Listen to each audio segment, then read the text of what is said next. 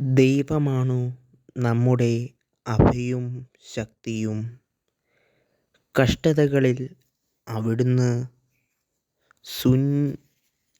സുനിശ്ചിതമായി തുണയാണ്. ഭൂമി ഇളകിയാലും പർവ്വതങ്ങൾ സമുദ്രത്തിൽ അടർന്നു പതിച്ചാലും നാം ഭയപ്പെടുകയില്ല.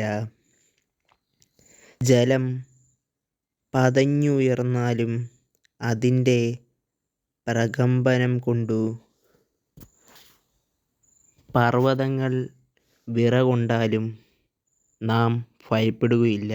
ദൈവത്തിൻ്റെ നഗരത്തെ ആർക്ക് നശിപ്പിക്കാനാകും? ദൈവം നമ്മുടെ കൂടെയുണ്ടെങ്കിൽ നമ്മളെ ഒരു ശക്തിയും തൊടുകയുമില്ല. നിങ്ങൾ ദൈവത്തിനായി ഈ ചാനൽ സബ്സ്ക്രൈബ് ചെയ്യുക.